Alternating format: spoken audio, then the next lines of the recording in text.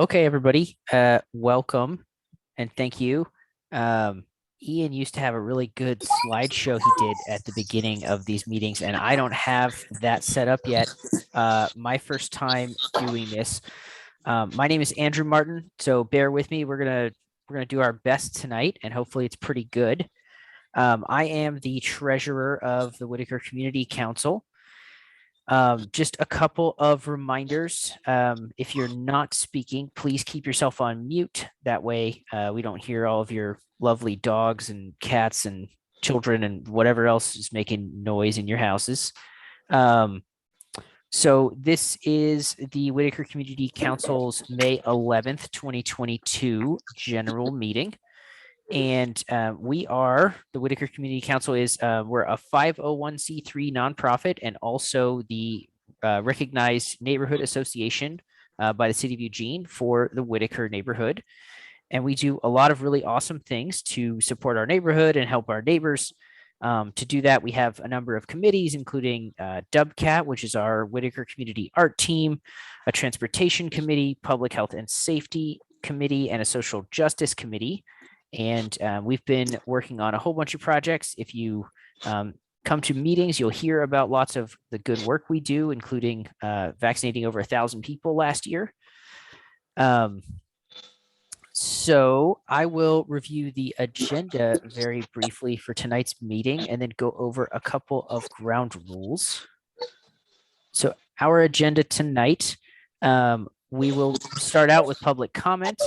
Then Thea will be introducing Sergeant Scott Dillion, who is one of the traffic safety officers with the Eugene Police Department, talking about traffic safety in our neighborhood. After that, members of the Transportation Committee will talk about some of our work and what's going on in the neighborhood with transportation. And then we will have future agenda topics and adjourn at 8:30. So with that, a couple ground rules because we're on Zoom and we all can't talk at the same time. If you would like to speak, we maintain a queue of folks and I'll do that. So if you want to speak, you can raise your hand with Zoom. If you know how to do that, it's under reactions. Yep, I see a couple people raising their hands. You can also just raise your real hand if you're on camera and wave at me and I'll do my best. You can put your name in the chat and say, I'd like to speak. And I will do my best to keep everybody in order. And I'll put the names in order in the chat as we build up the queue so we know who's coming up next. The other thing we need to do, Claire Roth put it in the chat. We need to keep track of who comes to our meetings and whether or not they are Whiteaker residents for the purposes of being able to vote in our elections, which are in April every year. So if you don't mind, please send Claire Roth your name and address in the chat so that she can record that you were present at today's meeting.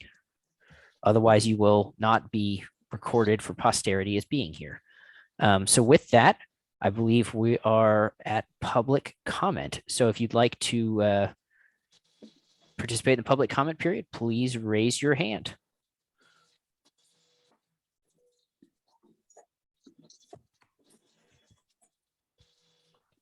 And I'm seeing Daniel Isaacson. I don't know if that was wanted public comment or it was just still up. But you're welcome to start. You want me to go ahead and talk or? Yeah, please. You were first. So thank you. So I'm the president of the National Alliance on Mental Illness, NAMI, Lane County, which is the largest grassroots mental health care advocacy group in the country, as well as in our area. And as we all know, mental health is something that has not gotten a fair shake, but we're turning that around. But especially after the past 2 years, the importance for self-care and for highlighting those who need this addressed in their life is important. So we're starting back up something called our community forums. We did this a lot before the pandemic, and we're looking for ideas specific to each neighborhood, kind of an idea that I've been working with. So not needing a free-for-all tonight, I'm happy to toss my email address or telephone number in the chat. So if folks have an issue that they really want to address, The things I'm really looking for are ideas for topics that are community wide. We can incorporate a fairly large amount of folks in the area, and also a venue to hold it at. And we'll get to work starting probably this fall on rolling them out. I know that we're having one in the River Road area. We're having one for 4J. We're having one for seniors. So love to have anyone else's thoughts on the issue as kind of a catch-all. I'm happy to answer any questions as well, but I don't want to come to your meeting. So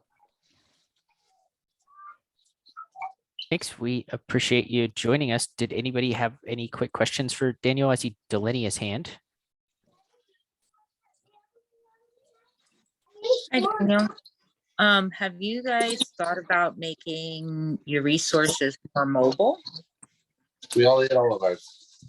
well, so a good number of our resources are online, but NAMI doesn't do any direct patient care. So we're not charged with doing a therapy and that kind of stuff. We do have support groups, and they meet online as well as in person. There's kind of a hybrid system.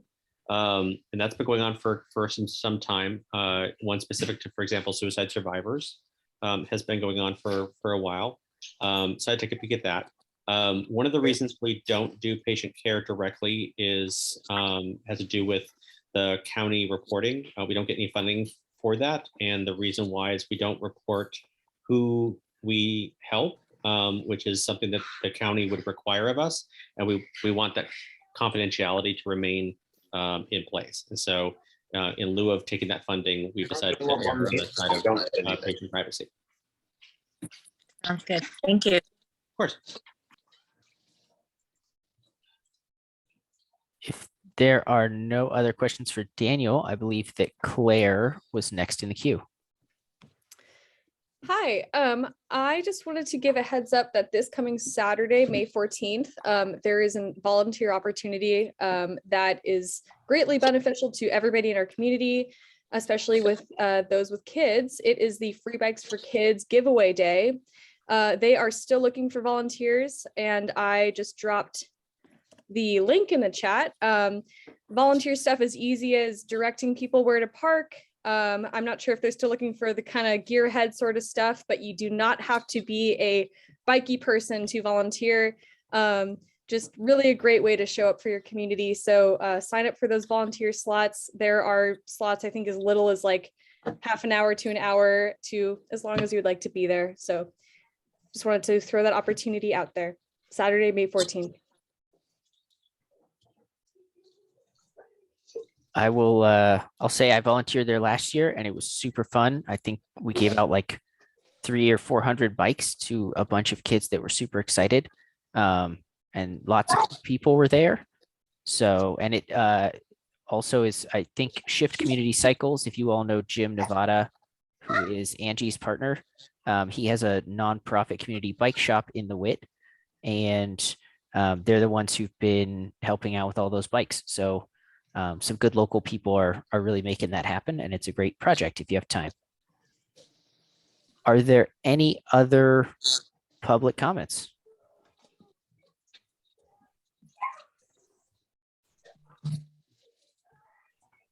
If not, we are considerably ahead of schedule.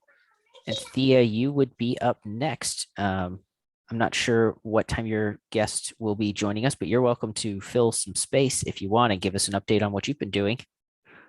Oh, I can do that. And hopefully Scott will be here. I told him to come on at 7:25 just in case we were done early. I can text him in a minute. So I've been in the neighborhood for almost 27 years now, 28 years, something like that. I don't know. I've lost count. And today I took Chief Skinner for a walk through Skinner Butte Park, through Maury Jacobs Park, I should say. We walked up to Skinner's Butte. We walked through the Rose Garden, and the poor man has not had time in the last 4 years to go through our park, one of our many parks. And he was blown away by the beauty. And so I did a full court basketball hard press on him. And I said, we need officers this summer.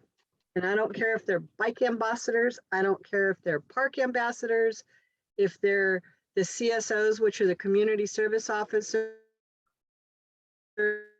There's also some funding, it sounds like, for someone called an NSO, which is it's out of some of the special funding, and it's going to be another kind of service officer. Anyway, I begged and pleaded, and I think we're going to get some CSOs for our neighborhood, because I pointed out we only walked a little bit of the park. He realized how beautiful it was. And I said, and many of us can't walk the park in the evening, and we used to walk to the Rose Garden, and we can't do that. And we can't go through Sladden Park or through the streets and not feel comfortable. So I suggested we get bicycle cops. And they're not necessarily cops because they don't carry guns, but they're people who can provide information. They can let people know when they're not being appropriate. They can answer questions. And I think, guys, we might get it. I don't know. I'm hoping. Update on the railroad. Many of you have seen what's going on there. Just a show of hands if you've seen the new community that's built along Ninkasi's wall. Railroad is going to be coming in and letting them know that they need to move, but they're going to coordinate with the city, and EPD now has a unhoused response team to help relocate people, so that not just saying you can't be here. So they're going to work together. This is kind of amazing. The railroad, the city, the police department, the public works, which is part of city, the unhoused response team. And I think there's one other in there, and they're going to go through and give everybody warnings that they're going to come in and clean it up. And then the railroad will be rocking it, because it's not safe for these people to live next to the tracks. We're going to lose somebody else again. We've lost 5 people so far. And I asked for them to start in the Whiteaker, not at Obie's property down by 5th Street. And they are starting in the Whiteaker when they do this, okay? So that's huge. Let's see, what other things have I been up to? Oh, the mission. The mission tour, you can mark your calendars, is now June 16th from 2 to 4 p.m. We will have Lori Traeger, our county commissioner. We will also have several people from the city. We have about 6 or 7 people that are on unhoused resource committees that are coming, so that we can start getting everybody in the same book. I know we have all these people doing wonderful work out there, but they're not in the same book. They're not in the same chapter. They're not on the same page. We got to get them in the same book. So that's been my goal for the last several years, is to try and get people to work together. And I think we're starting to see it happen. So Great. are there questions for me? Yeah, any questions for Thea? And then we had Eli join, who has a public comment, and since we still have lots of time, but let's do questions for Thea first, and then we'll go to Eli.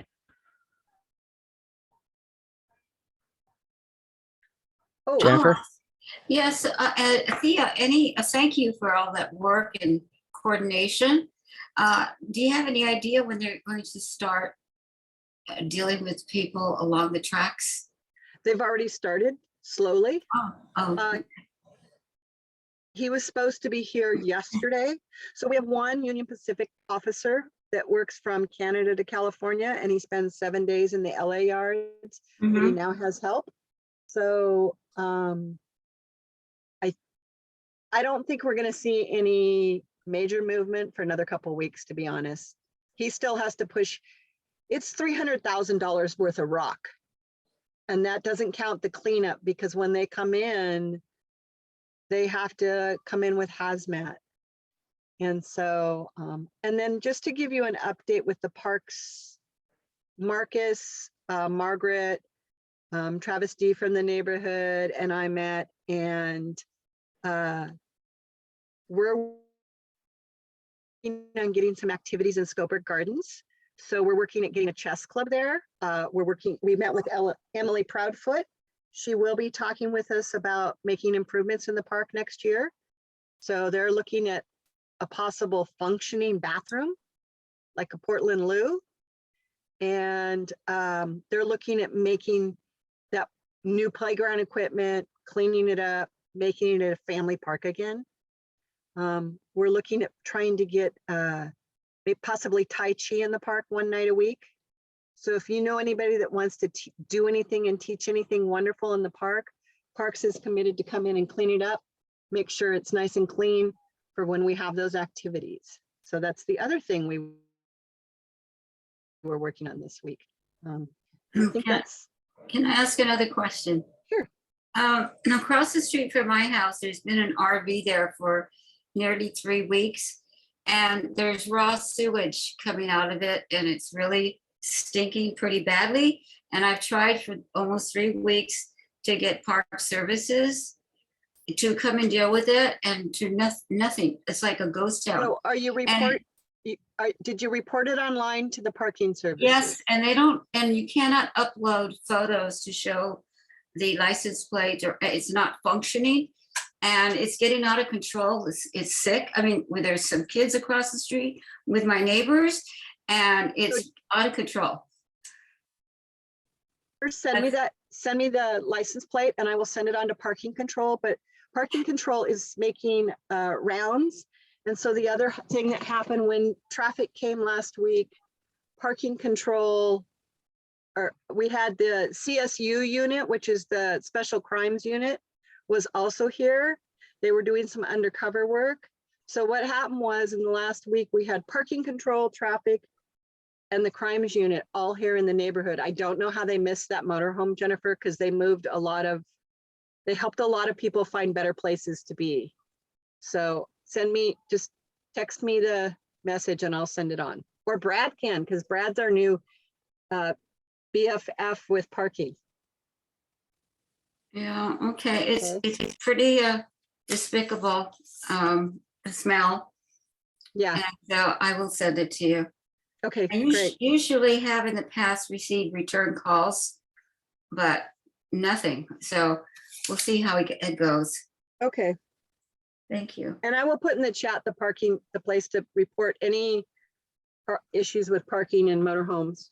Well, the thing is, if you can't upload the photos, you can't ID where they are. So it is a frustration.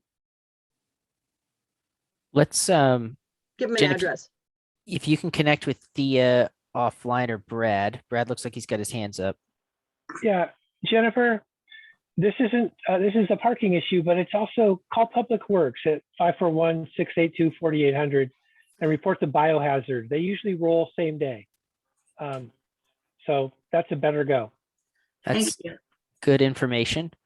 Any other questions for Thea before we go to Eli for another public comment? If not, then Eli, you are welcome to comment. First of all, sorry for showing up late. Second of all, I was hoping that Beth might be here, so I don't know if I just need her in the chat, but if Beth is here, I'm happy to have a bit more of a conversation. But I just wanted to let you know this is kind of a concern for a lot of people who are in the neighborhood. We've been doing a food service every Sunday at 1 o'clock to 3 o'clock. We not only do food service where we give out about 3,000 pounds of food every single week. We also do, in addition to groceries, we do hot food, we do free haircuts, we have bicycle repair. We do, the University of Oregon kids always come out and do child activities. So they do activities like making art with the kids. We also have, you see bicycle repair, free clothing repair, live music. So it really is a nice point of community engagement. We're officially sponsored by Food for Lane County, and they give us about 30% of the food that we give out. We're in danger of losing the other 70% of the food that we give out. And if that happens, our food operation here would definitely be decimated. And we not only give out food during those Sundays, but that Sunday activity supplies us with food that we can give out throughout the week. So I just wanted to let you all know that this food source, which is really critical to a lot of the people in the neighborhood, may be going away as early as June. We're definitely hoping that's not going to happen. But if any of you has leads on food, we've reached out to Bruns Apple Market. We've reached out to Winco, Costco, Albertsons, Safeway, and a bunch of other places, to Whole Foods, Target.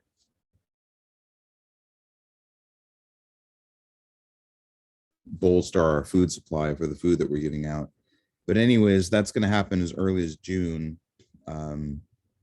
So I'm happy to answer any questions, but I was hoping that, number one, I could apprise you of the situation so that if we need the support for the from the Whiteaker Community Council for the market, that some of you might be able to, chime in with some support.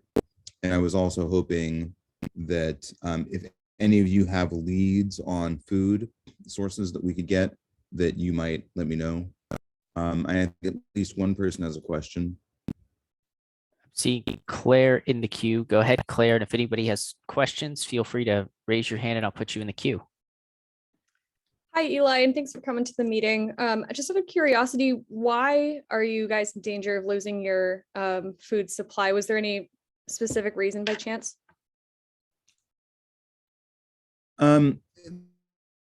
There's a spark going that's starting to hit for a lot of different reasons. Some of it is issues with the supply chain.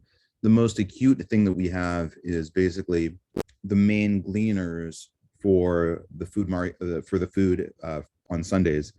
Well, we've been gleaning food basically from the Eugene Mission, because the Cottage Grove pantry is shutting down. The Eugene Mission, it sounds, they've not made a final decision on it, but there's a good chance that they'll be supporting the food operation in Cottage Grove, which we strongly support. Some of you may already be aware of this, but the Cottage Grove free food pantry, which is a major operation for that population, is shutting down. So we've reached out to the Eugene Mission and we've said, hey, could we maybe come on a different day, or is there some way we could preserve the food supply in some other way, or is there another type of workaround? But I think the overarching answer is the overall sparsity of food. And the issue that's more acutely affecting us in this particular issue right now is that it sounds like most of the food from the Eugene Mission on Sundays is going to wind up going to Cottage Grove. And the Cottage Grove food operation is definitely in a very dramatic need for food as well. But we also supply a lot of food to people and they critically need that food. So yeah, that's kind of a summary. And I think Beth from Eugene Mission was going to maybe be here at this meeting.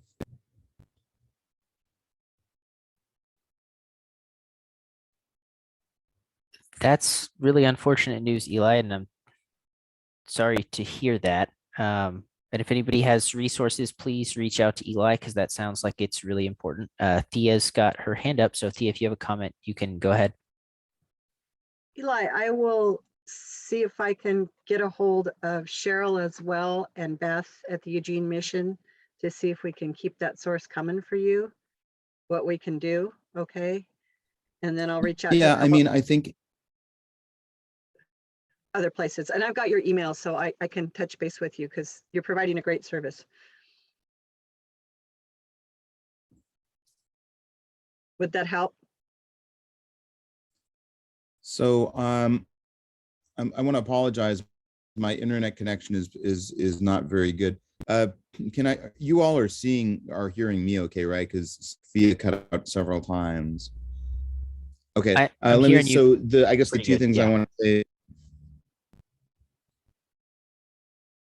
Yeah, let me see if I can go to a different location if that's going to be a little better. All right, hopefully this is maybe a little bit better, but yeah, so first of all, so the mission has been really wonderful. They've been very communicative. I've had several really great discussions. So I am quite optimistic that we'll be able to find some workaround, and they've been really courteous. I know they do, like, I want to be super sensitive about having too many people reach out to them. So, but I think we would appreciate sort of voices of support that come from the community for what our food operation is. But again, we definitely don't want to be very pushy because they're being very kind, and we know that they have a lot of demands on their organization. But the person I've been talking to is Kelsey Champ, who's their head of PR. She has sort of identified herself as the main point of contact for us.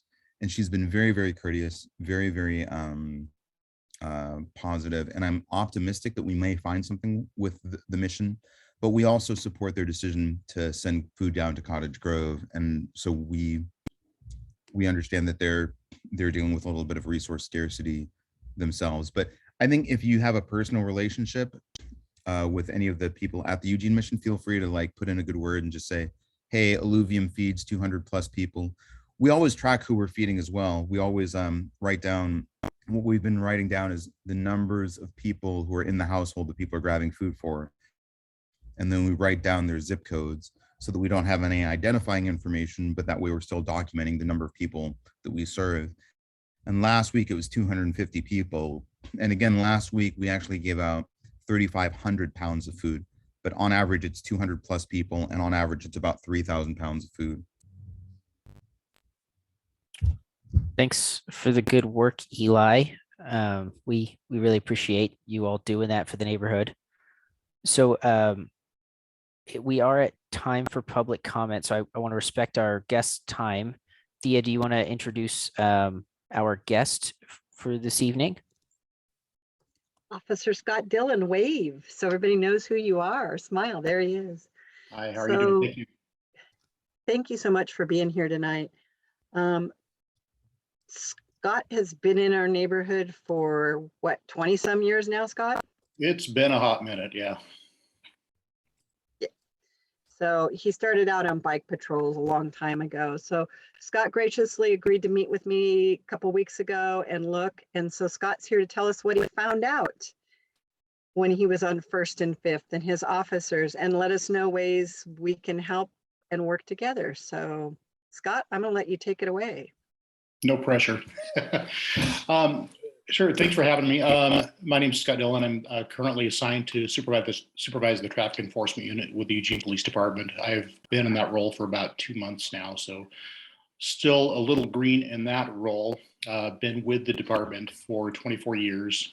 As Thea mentioned, 2 years of that was on the bicycle assignment down in Whiteaker back in the very early 2000s. Had a great time down there. Thea had reached out to me via our chief Skinner to mention some traffic concerns that you all have been having, primarily focusing on West First, Railroad, Monroe Street, and West Fifth. So I had our team go out there and spend several days, actually better part of a couple of weeks at this point, working a lot of traffic in the area, been making a lot of contacts. Obviously, the problems that Thea mentioned to me, we certainly have seen in terms of a lot of higher speeds, particularly on West First and its continuation on the railroad out to Chambers. So we've been doing what we can to stop and educate people. We're not writing tickets to everybody that we stop. We certainly have a lot of educational conversations with people, and I think a lot of those people are they're like a lot of people throughout the city trying to get from point A to point B, and their speeds aren't necessarily at the top of their minds. So we're trying to change some of that awareness and behavior. One thing that we're a little limited by is my crew currently is down. We're fully staffed. We would have 8 positions. We are currently down to 5, and it's just a combination of a couple of guys being injured and a recent retirement. We have some more upcoming retirements, so I'm not really looking forward to that because I'm not one of them. That's one limiting factor. The other limiting factor is we're only able to be out there, so often, so many hours in a day. So on and so forth.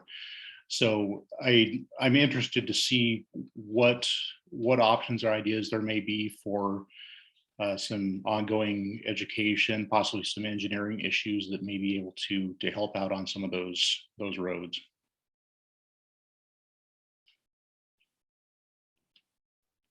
If you're willing to take some questions now, I think Brad has a question for you. Sure. Hi, I have just a couple things. Are you really under the impression that with the average motorist going 15 miles an hour over the speed limit on Railroad and West First, that they are ignorant of the speed limit, or there's some sort of education required? Because that seems kind of absurd to me. And the second thing is, we offered to the chief and he declined the offer. But we offered that we can do community traffic enforcement. It's allowed under Oregon law. And the only thing we need for assistance from the police department, which the law actually says you're supposed to provide, is the assistance in identifying the person from the photograph and the identifying material we bring forward. Are you interested in that? You say you're short manpower. We can make that up if you're serious about taming our incredibly deadly roads. I'll just remind you that we are killing twice as many pedestrians and cyclists now as we were 4 years ago. That's the opposite of Vision Zero. That's Vision Lots of Death. So with that, thank you. Sure. I'll wait your response. So in order of the questions, in terms of the ignorance, and part B of what I mentioned was the distraction, people not focusing on what they're doing. I think everybody realizes that in a 30-mile-per-hour zone, in this case, they're supposed to do 30 miles per hour. There are certainly speed signs posted. The part that we run into is, part of it is the nature of that roadway. And I'm speaking to West First primarily, because that's where we noticed the highest speeds, the most violations. The nature of that road, it's a big, wide open thoroughfare. And we see that across the city. We've seen that out in some of the areas northwest in town, certainly southeast, out in the Southeast Eugene neighbors. We went out and worked there for a while as well for very similar concerns. So what I see a lot of times, and I've been on the motors for 18 years now, so certainly have had an opportunity to contact a lot of people under very similar circumstances. And many of the people that I stop and talk to are just like, I had no idea I was going that fast. And it's not that the speedometer is not working. It's not that they don't know what the speed limit is. It's they are focusing on, where they need to be. And it's not an excuse. It's just, this is the reality of the people that I talk to. So sheer ignorance, no, but ignorance combined with distraction, yes, I think that's a lot of what goes on. There are certainly some people that just very deliberately don't give a rat's behind about anybody else. They're going to go where they want to be, and they do what they want to do. And those are certainly the people that I'm more than happy to write an expensive citation to, for the people that are just doing that very deliberately. The people that are more caught up in the circumstance, I think oftentimes is stop and educational contact. One thing that I do is when I stop and have an educational contact with somebody that does not end in a citation, I fill out what's called a field contact module, and that's creates a computer record for them. I rarely stop somebody that has been contacted before, at least recently. Now, sometimes it is, or recently in the same area, let me put it that way. But I stop somebody, I do run their record, as well as their not only the DMV step, but also their local police record, which would reveal those field contact modules. So those are some of the things that I consider when I'm deciding whether to issue a citation or have a conversation with them about their driving behavior. What I believe is part B of your question, in terms of the utilizing citizens to issue a citation, there is a mechanism in that in the ORS to facilitate that. That's honestly a decision probably higher level than myself to determine whether the department is going to fully embrace that model, because it also creates a staffing demand. Because what happens when we get somebody that calls us saying, okay, I have this vehicle, I know who they are, I saw them speeding. So one thing is, how do we determine what the actual speed was when the officer is then put in a position of having to go issue a citation to this person? So there are speed measurement device legal requirements that I don't know that most citizens are able to do. And that may be a quirk of Oregon state law. But again, it's a decision at a higher level than where I'm at to determine where the whole department is going to jump on board with that. Just a quick follow-up, just so you know, the officers would not be the ones issuing the citation. It's actually the citizens who are issuing the citation, and the citizens who are prosecuting the citation if the person challenges it. So you're not actually on the hook for that part, just so you know. Okay. Stephen, you are next. Thank you, Andrew.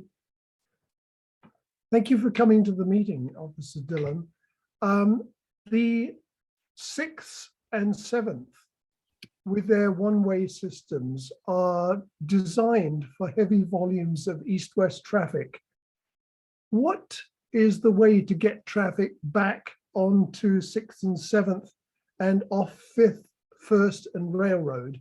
On 1st and Railroad, I live on North Polk, and I'm particularly concerned about people crossing the road at Polk across Railroad to get to an eastbound bus. And occasionally that is very difficult for people to cross the road to get to the bus stop on the south side of Railroad. But the fundamental issue for me is getting this commute traffic back where it's supposed to be on 6th and 7th. As I understand it from when I met with Thea a little while back, it sounded like this influx of traffic onto Railroad and First, Monroe, Fifth, et cetera, was kind of sparked by a lot of construction on 6th and 7th. That's, I think, a pretty easy leap for me to make to believe that. I think that sounds pretty logical. In terms of trying to focus the vehicles back to 6th and 7th, which I agree they're designed to be higher volume roads. I think at some point it needs to be less convenient, less desirable for people to travel the other roads. Now, what does that look like? Is it some form of traffic calming device? Is it a redesign of the roadway? There are lots of ideas out there. I think some of it comes down to what different departments of the city and with input from you all, of course, decide to spend road money on. I wish I had a solid answer on yes, we can do that. No, we can't. But that's I think the reality of it is it needs to be less convenient for people to travel down Monroe Street to First and then continue out to Chambers. To me, logically, that's a much less convenient route for most of the places that I travel. But maybe not everybody sees it that way, and maybe it's a force of habit after going that way when 6th and 7th had a lot of construction on them. Maybe it's just a kind of an old habits die hard kind of thing. So it's a good question. I think I have a partial answer. I don't know I have a complete solution. Great, thank you. I will allow our transportation subcommittee to take these kind of issues further. Thank you. Thank you. Jen, you are next in the queue. Yes, thank you for coming, Officer Dillion. How much time have you spent observing on your own on First Street? And I don't really buy the construction work that goes on 6th and 7th, because I lived here 21 years and it's always been that way. It's a thoroughfare. And it is, I live up, Stephen is my neighbor, so is Brad. And this concern of people making it safely across the street to the bus has always been there. And there's been so many close calls. And I know that probably involves a different department besides yours, but is there a possibility of you spending time during the traffic hours, which is in the morning, let's say, 7, 8 o'clock, and in the evening when coming home, that when it's really typical? I've even seen cop cars go fast. So, it's one of those thoroughfares. And so the timing to me is important, that they see that it's being observed and you're trying to slow things down. It's going to, no matter, I don't know if it's going to take a lot of tickets or if we're going to have to go into the part where we have to put speed bumps, because I don't know if we have time to wait for a serious injury. We've already had some on First Street to do this, and you're coming into this new, and I'm grateful, but I want to know what real serious action you're taking. We're always understaffed, it seems like, and it's a challenge, so we have to work harder to work with you. And are you going to have motorcycle cops? Aren't they the cities? I mean, who's going to be officers in a vehicle, or are they going to be motorcycle officers? So that's a lot of input, but I've been hearing this or I haven't heard anything for a while, so I'm grateful you're here. Sure. But 21 years is a long time to wait. Well, again, what I can reiterate is I'm newer to this role, and that's one of the things that I've been focusing on and having my team focus on is responding to a lot of the neighborhood complaints. And Whiteaker is not the only neighborhood that has complaints, certainly. I think there are a lot of legitimate complaints across the city, and Whiteaker certainly got on my radar screen, no pun intended, to respond to some of these, because you're right. I think First is it is a thoroughfare, and if I implied or it was inferred that I think that West First is a brand new phenomenon. No, I don't think that's the case. I think it's gotten worse over the last small handful of years. In terms of focusing of resources, what I've committed to my chief, and I think to the community as a whole, is that I intend to have my officers being more responsive to neighborhood concerns than perhaps we have been in the past. And it's a change in leadership.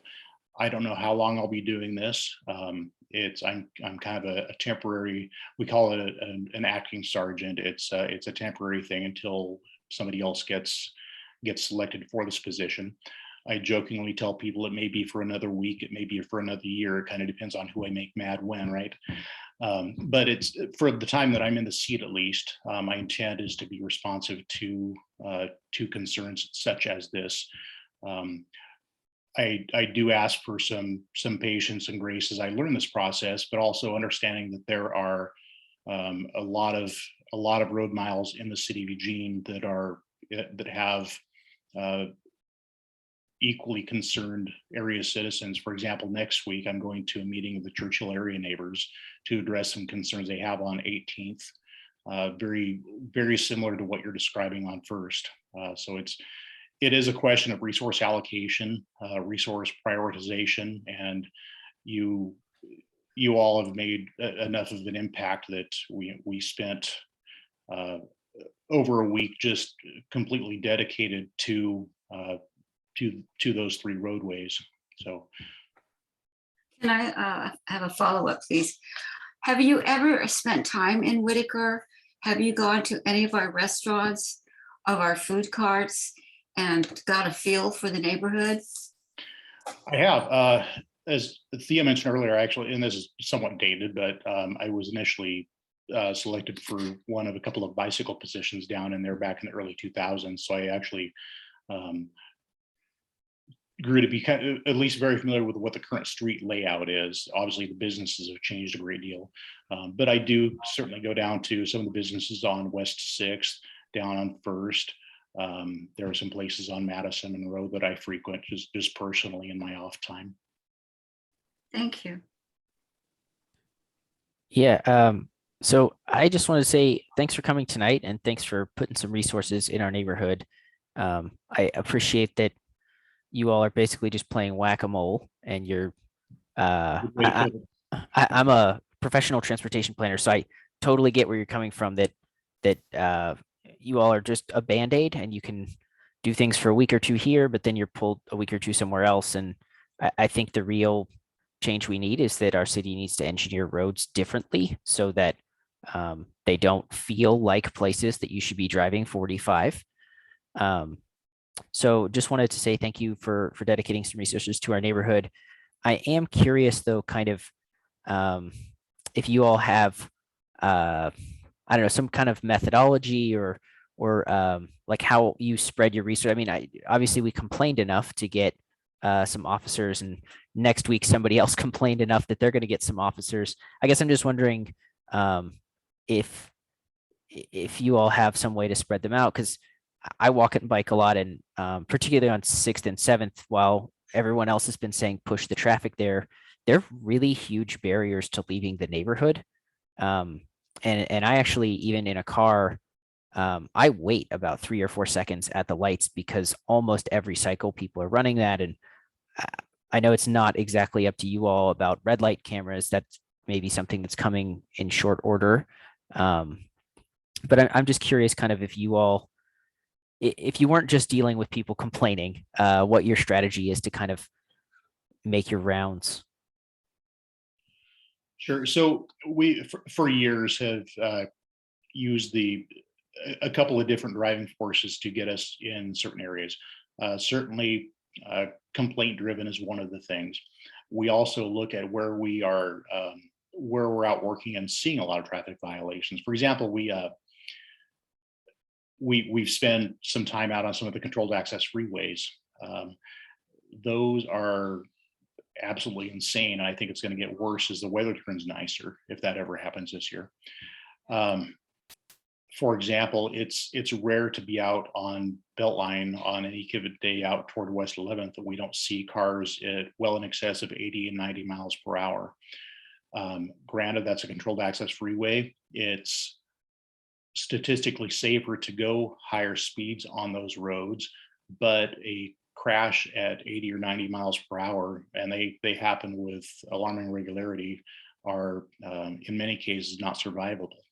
So we certainly focus on areas where we see violations as well as dealing with the complaints and crash statistics. We look at crash statistics. For example, West 11th recently got some attention from us because we had over a 2-week period between the city, well, within the city of Eugene on West 11th out to as far as Walton. I think there were either 5 or 6 people killed in traffic crashes. Obviously, the parts west of town aren't necessarily our responsibility, but they certainly influence, they impact our community. So we spent a lot of time working out on West 11th, responding to crashes and trying to identify the reasons for those. Some of them were just people doing outlandishly crazy things. Some of them were just a moment of inattention. And many of those crashes are still currently under investigation, so I can't speak to them specifically, but many of those crashes were just a seemingly moment of whoopsie, and it cost somebody very dearly. Yeah, thank you. Really quickly, I'll just plug, please enforce no cell phones while driving. I see it all the time. I know you guys do your best, but it's really dangerous, and I've almost been hit several times in the last month by people texting and driving. I am realizing that we're a few minutes over. We have 2 people in the queue, Thea first and then David. But I want to respect Officer Dillon's time if we can go quickly. I just wanted to say thank you, Officer Dillion, for coming, for bringing your crew out here.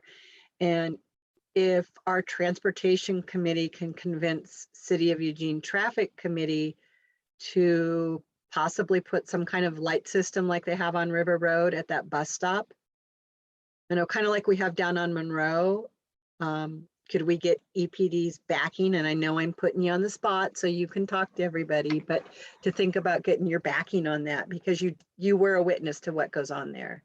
So, but I do want to say thank you. Okay.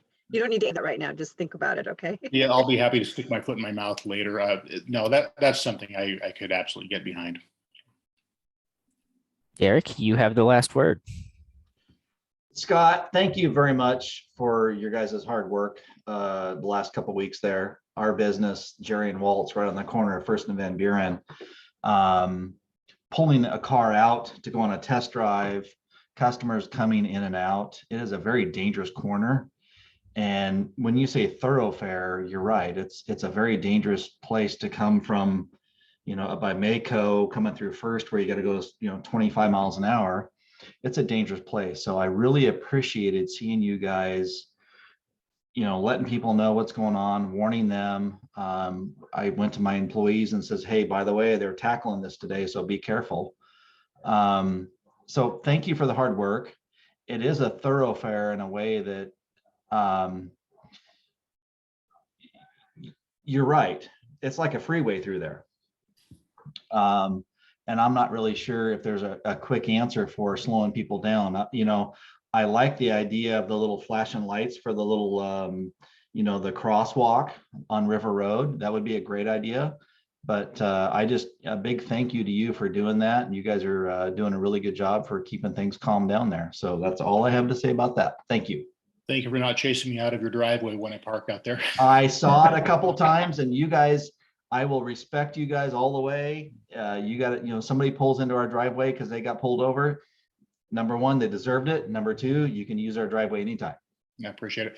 One quick follow-up, and I didn't mention this earlier, is we have a couple of radar reader board trailers that are owned by the police department that are currently deployed, but your areas down there are on the list of places where I've asked my community engagement person to get those out there. So they probably won't be out there tomorrow, maybe not the next day, but you're on my list of getting those things out there. And it's simply an educational piece. People drive along and the radar reads their speed. There's a speed sign attached to them telling how fast they should be going, and then an immediate readout telling them how fast they are going. It obviously doesn't carry the same impact as getting stopped and either formally or informally educating about your speed, but it's at least some instant feedback to people that are receptive to it. Gail, if you have a quick one, we'll do one more, but we're 10 minutes behind, so we got to move on after Gail. Thank you, Andrew. I just wanted to comment. I live at First and Monroe. We had a flashing light there. People ignored it.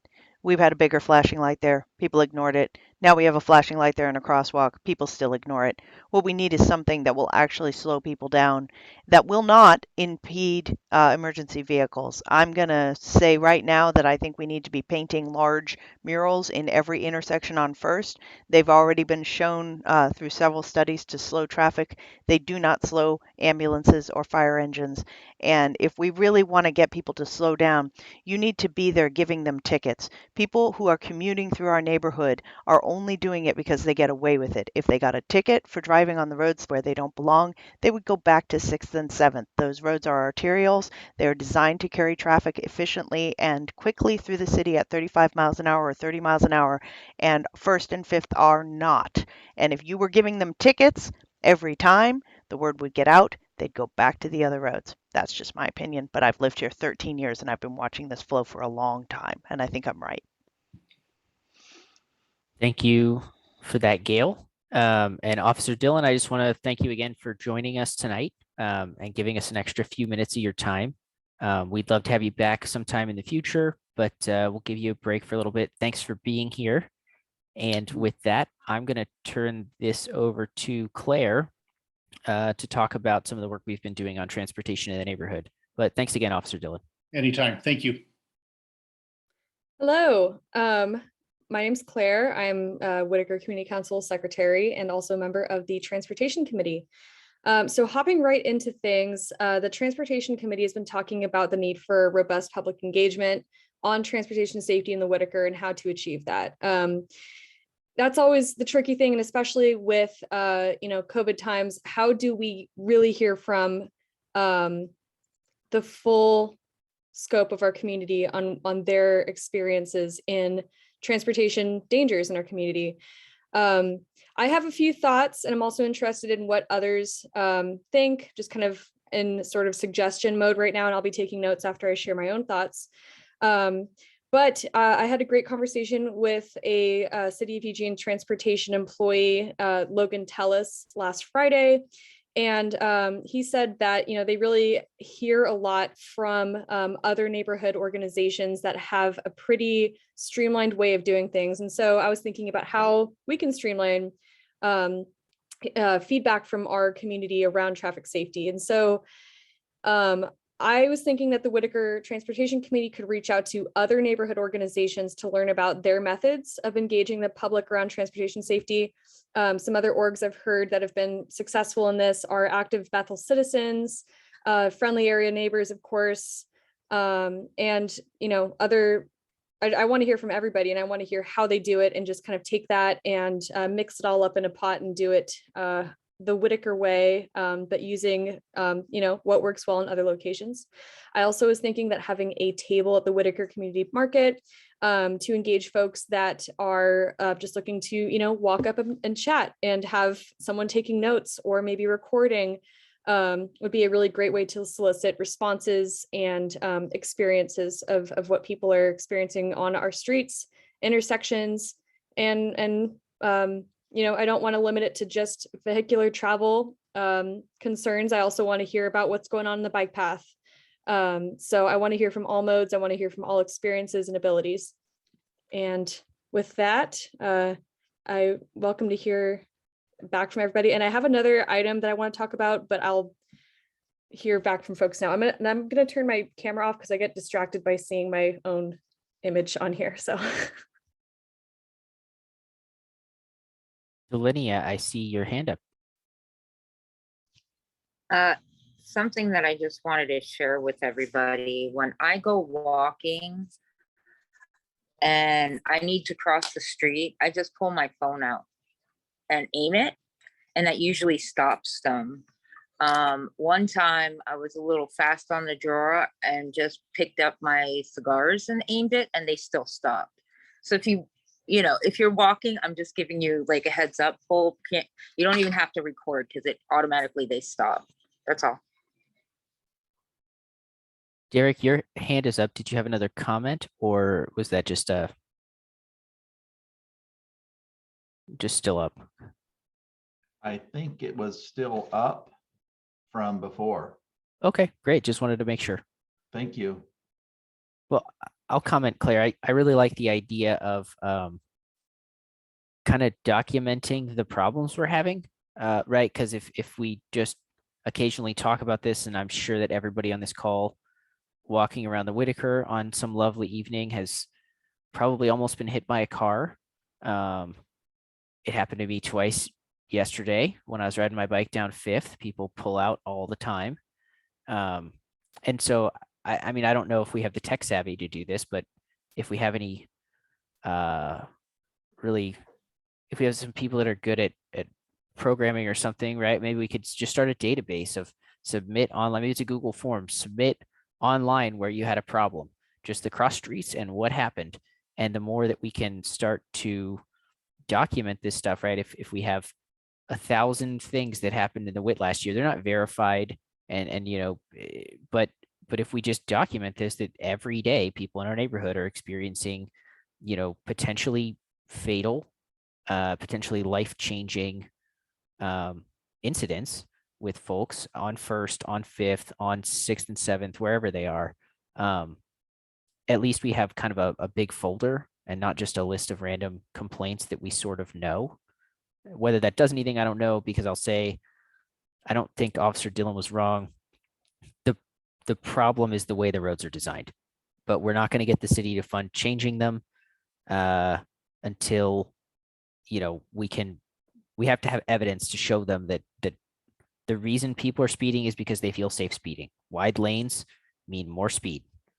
We have freight that needs to move around, right? We have grocery stores. We have other businesses that need freight in our neighborhood, and we have to find a way to accommodate them, but also make it so that our streets are usable for everybody else too.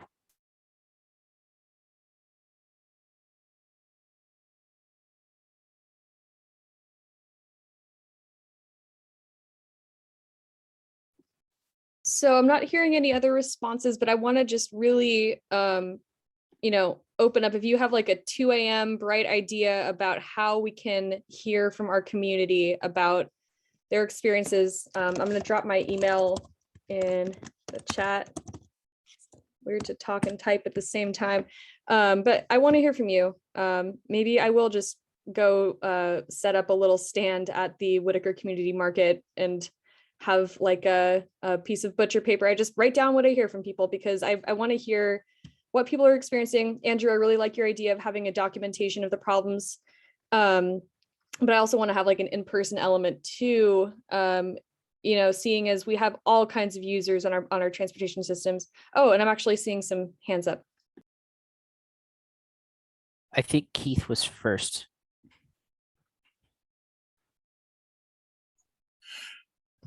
Go ahead, Jane.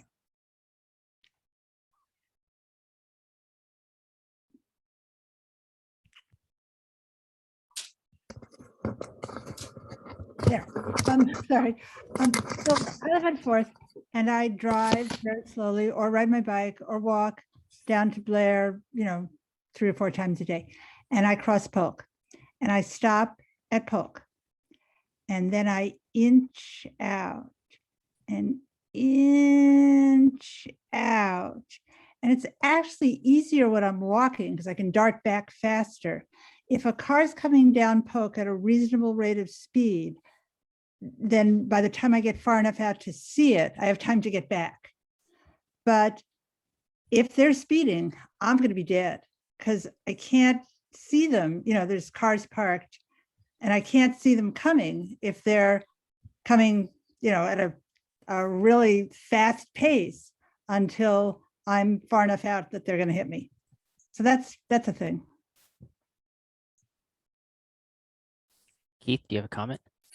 Yeah, what I heard earliest, the first thing I heard tonight was from Thea, and she said a nice thing about somebody with a T-shirt on, maybe as a Eugene guide. The word guide is kind of really soft, and it shows that you know something. She's showing people up on top of Skinner's Butte, where she's talking about the park. Somebody could be at a spot where there was, as this Andrews pointed out, having a list of 5 major areas that we could show up anytime and just to help people get across that spot, you know, just kind of like being in the neighborhood, being, if they saw your shirt and it said Eugene Guide, Eugene area guide or something like that. You wouldn't have to do it all the time. You wouldn't have to do it. It's just something that you could look at the list and say, I'm going to take a walk down there and I'll be down there for 5, 10 minutes, 15 minutes. And just to help people across the street that are having these incident problems at a particular hour. It would be nice to get time. If you see a problem, to have a time and a crossroad where it was going on, and a list could progress over a month's period of time. You could have a fairly good list of where the really hot spots are, and then you could do things with it. I'm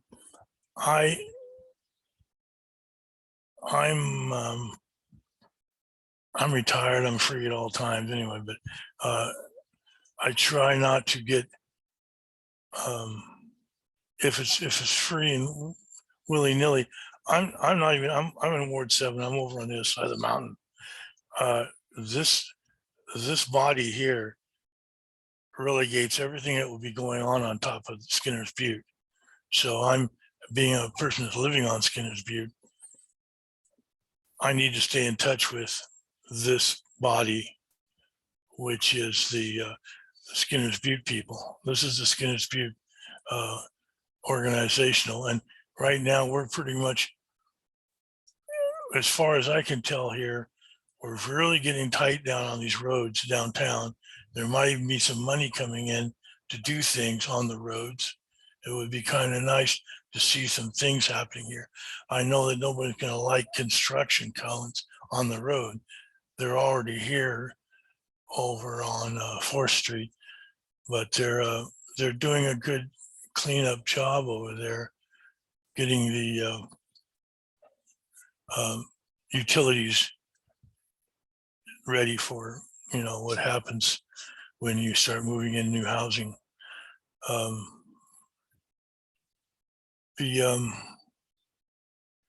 so it's going to happen here too. It's going to happen all the way around this mountain. I was over at Harlow Street yesterday. That's just another side of the mountain. For me, I'm going around the mountain. Watching that park is it's nice to be able to see somebody and go, that person knows the park. And I can talk to them about the park because they're here. Thank you, Andrew. Yeah, thanks, Keith. Any other thoughts for Claire? Otherwise, Claire, I see on our agenda the 20-mile-per-hour sign rollout is also, I know that's been a hot topic in the neighborhood. I don't know if you have information on that. I do have information on that. And if there's no other comments, questions, concerns, well, yeah, again, I just want to say, contact me at any time. My email's in the chat if you have thoughts on community engagement, because it's really important to me and something that I want to work on. I live on North Grand Street, so I have to cross the terrifying street that is West First Avenue. I try to stay off that as much as possible, but yeah. So moving on, the 20 miles per hour sign rollout. There's been some questions about that. Why aren't the signs here yet? And I have an update that is probably going to sound kind of jargony, but stick with me and I'll try to answer as many questions about it as I can. So I spoke with Logan Tellis, a City of Eugene Transportation employee last Friday, and was updated with the following. To date, we have completed, the city has completed 500 sign installations related to the 20 is plenty rollout changes. And 20 is plenty is basically the change that happened where our street signs were lowered to 20 miles per hour in some qualifying areas, which is amazing. Coming from, so I work in transportation in my day job, and overwhelmingly the data shows that speed is the #1 factor in whether or not a crash will be fatal. So lowering speed limits is of the utmost importance in protecting our community members. Okay, going back to my update. So 500 sign installations have gone in. There are about 200 to 300 more locations to go. There's a lot of reasons why not everything has gotten covered in one fell swoop of installations. There's locations, and this is where the jargony stuff is going to come in. There's locations where the collector street that a local street is off of has one speed limit that used to match the local street speed limit. And after 20 is plenty went in, they would have been mismatched. So there were locations where the city didn't have the benefit of just changing the sign. They also had to pour the concrete, put up the signpost, etc. There's also seasonal components to how the city does its work, kind of like construction season. They can't really work in the rain, according to this update. And Public Works Maintenance Division is the same way. About a bulk of the sign season installation happens in fall-ish season. Not to say that there still isn't work being done outside of that. It's just not the bulk. It's really about what makes the most sense from a construction and maintenance point of view. The crew on construction is lacking in staff capacity as well. There's also supply chain issues. And during certain seasons, the city will hire supplemental staff for certain projects. And that's really what I've heard from the city. They're installing signs in a counterclockwise motion. And I wish I had, like all signs are going in tomorrow kind of update, but it kind of just seems like it's going to be a waiting game. That being said, I really want to highlight something that Andrew mentioned earlier, where documentation of the most dangerous and the most dangerous places in our community really goes a far way. And, there are ways the city does things. There's by the book responses, but then there's also the question of necessity when it comes to dangerous and fatal crashes and intersections. And so I just want to leave it at that collecting data on dangerous locations goes a long way, and there could be room to push on this a little bit more. I'll just close by saying that if there's more in-depth questions around this, Logan said that he would be happy to attend one of our meetings through the Whiteaker Transportation Committee. He's a really great person, wants to help, wants to increase safety in our community, is aware of the dangers. So yeah. Dillion, I see your hand up.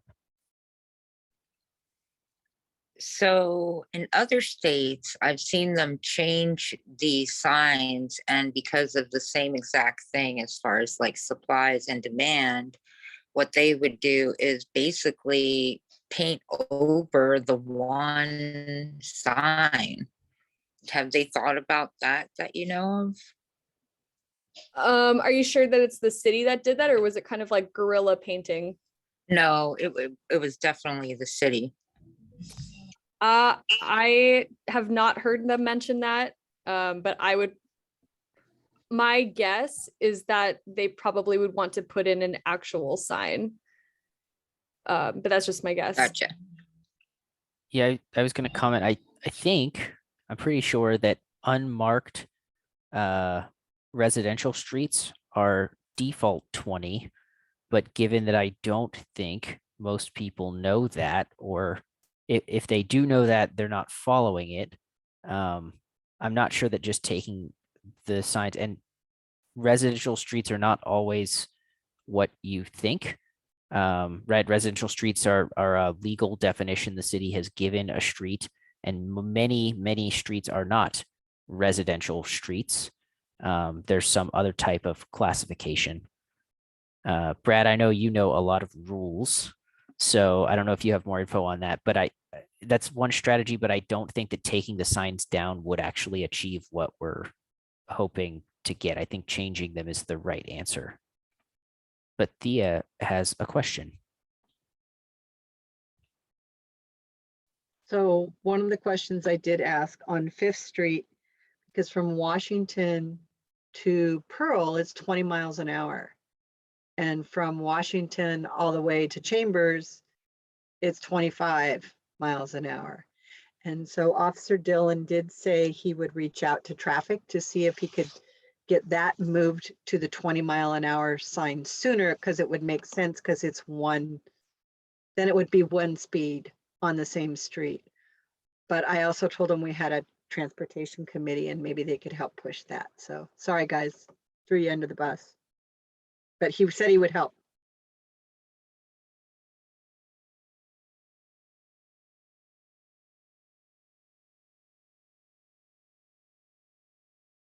So if there's no more question or discussion, I would say that we're right on time to talk about future agenda topics, but last opportunity, Brad's poking his phone. I don't know if that's for commenting or not. No, okay. So future agenda topics. Dillion, can I get you to talk about future agenda topics? I'm not prepared to do that. Yeah, so I guess in August, am I right, Thea, is when the ice cream social normally happens?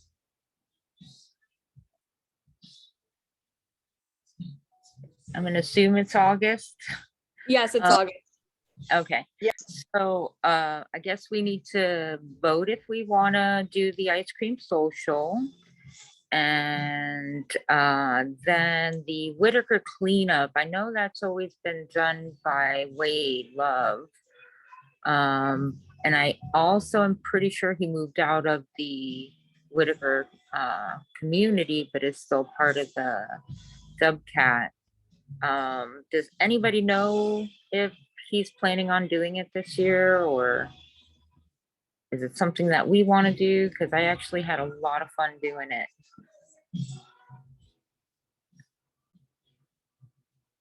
I don't know anything about Wade Love, but I would absolutely put energy into doing a cleanup. Okay, that sounds cool.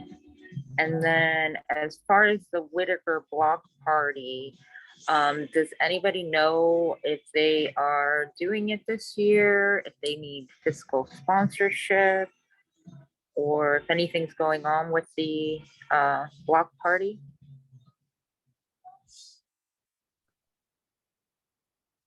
It sounds like we should have someone reach out to Chris and ask if there's any opportunity to collaborate, offer fiscal sponsorship, promote it, whatever we want to do. But it sounds like reaching out to Chris is a good first step because we don't know. I will reach out to Chris on that, and then so nobody has information about Wade. I don't want to step on his toes if he really wants to do it. Gail has a hand up. She might have information. Wade was very clear that he did not want to have to be responsible for the cleanup anymore. He did it for many, many years and he got burnt out. And so the last one he did, he said was the last one he did. If someone knows something different, that he's maybe changed his mind in the ensuing years, possibly. But I have a memory that the Whiteaker Community Council voted last year to disassociate from the block party. If we decide to reassociate with the block party, I believe that would take a vote, which I am not bringing to a vote at this time. I'm just observing that we did, I think, last year vote to distance ourselves from, or to dissociate ourselves from the block party. Okay, we'll have to check the minutes from the votes. And you said this happened last year. You wouldn't happen to remember when we voted on it? I think it was right in the middle of COVID. Was it? Yeah, and they Okay. had to, we had to, it was unsafe. Gotcha. So it should have been a vote for a continuance, or it was just because of COVID? Do we know that? We decided that the Whiteaker Block Party was not a Whiteaker Community Council project.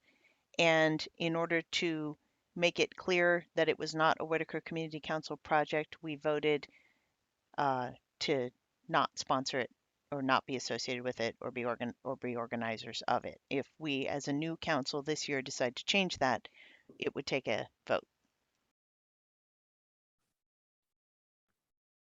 If I can thread the needle here, I think I would be interested in just reaching out to the block party folks and just asking them what's going on, because I think it is I'm not saying we should do anything with the Whiteaker Block Party, but it is something that draws a lot of people to our businesses. Something I think in a broad sense that we're supportive of bringing people into the neighborhood and letting them enjoy wonderful things. Exactly how that happens, maybe we don't support. I don't know.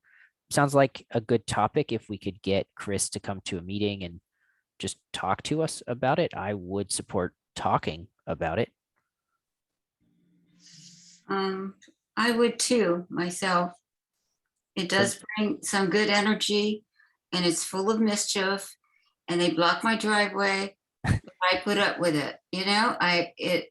Too many people are having fun and we need some fun back in our lives. So if I can, Thea had a hand up. So Gail's memory is correct. And I think the Whiteaker Block Party is wonderful. I do want to make sure that if we get involved with it in any way, we also need to protect our businesses. We had businesses that security was the last official block party, not the one that happened during COVID, but the last official block party. There were businesses that had employees that got hurt and damage to their businesses after the block party shut down because there wasn't enough security. So if we tie our names to it, we want to make sure that they are protecting our businesses. Yes, it brings business in, but we also want to make sure they're protected as well. So Claire was next in the queue. So I just want to say, well, yeah, I want to agree with what Thea said. I lived on 4th and Adams for a bit, and I have seen some stuff happen out in front of my house, and then also over on 4th and Blair. But anyway, I think like if we were to go forward with this and like I wouldn't really necessarily advocate to tie our name to the event, but rather to have a smaller role, like a table or something. And then, but then again, I'm thinking out loud here, we have a responsibility to the community as the Whiteaker Community Council to make sure that no one event gets so out of control that we do see damages to people's property and homes and businesses and everything and to themselves. So, I think there's a bigger conversation that needs to be had. And I'm seeing now that it's 8:23. So just kind of time check there, but yeah. Derek? The Whiteaker Block Party, being a business owner on the corner of First and Van Buren, I have seen damage. I have seen, I come in every morning after the party to clean up, but I know it's a party that the neighborhood needs. I know that people party and they have a good time. They are fairly respectful of our area. And right now, especially with what's going on in the world, that we haven't had parties like this before. So I'm against it and I'm for it at the same time. I am for it because I think we all need to have these parties. The against it part is whenever I come to, the shop the next morning and I have bottles that are thrown over the fence and I have garbage that's thrown all over, I just clean it up and I just move on. That's part of doing business is you've got a mess up front, you clean it and move on. And there's a lot of people that have had a good time the night before and it's a good party. So I am for the party. I have, I'll allow parking. It's always happened. I allow people to park there for free. They don't have to pay me for it and they can go have a good time. So as far as the block party, I don't see it being a disadvantage for us as a local business. Jen? Sounds like if, Oh, sorry, Dillion, if you need to jump the queue, you're the chair. well, I guess what I'm hearing from everybody is at least reach out and see if we can have a conversation about it. Is that what I'm hearing? Yes. I'm supportive of that. But Jen, do you have a final comment before we wrap up? Well, yeah, I like to stress that I too support it, but having that conversation is going to be very pivotal, I think, so they could be successful. Because like Derek, I have helped people who are drunk out of their mind, give them something to eat and make sure that they could walk home and not drive. And that's just part of the process. Lovers quarrels. I mean, so, it's just part of the process. And that conversation, I think, is going to be important. So we should pursue it. And are we going to vote on the ice cream social? Yeah, I guess we can make a vote on the ice cream social. Point of order. We don't generally vote at general meetings. That's Yeah, what I was thinking too. Like those are really future agendas. if we're approving money for the ice cream social, that would need to be done at a board meeting, I think, and we do not have a quorum of board members, so it couldn't happen today if it was going to happen at a general meeting. I don't think we have a quorum anyway. Maybe just barely, but 1, 2, 3, 4, 5. We do. But you're right. It does get done at the board meeting, so forget it. As the treasurer, I would suggest that be done at a board meeting if we're approving funds for that. I would feel more comfortable with that. Okay.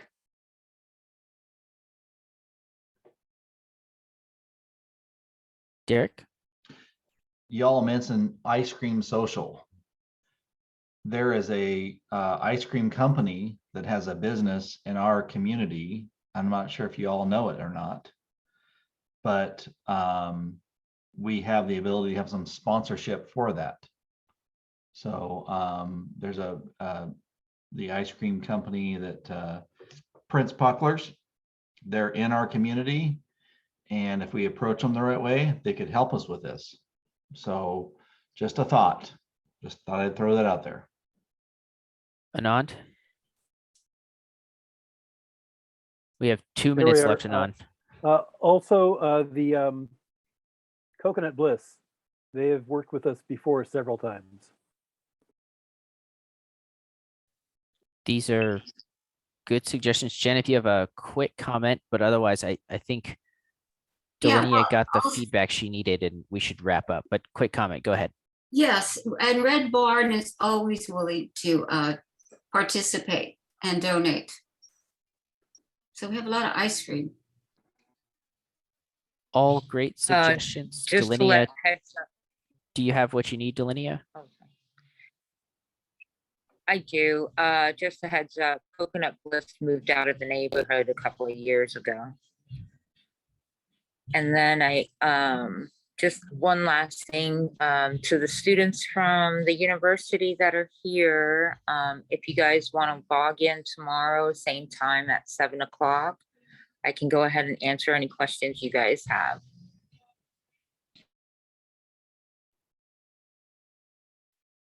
Awesome. Well, thanks everybody. We're ending on time. And I think we had a good discussion today. So thanks everybody. I'll get this meeting onto YouTube as soon as it processes, which might take a little time. But thanks everybody, and we'll see you another time. Thank you. Everybody have a good night.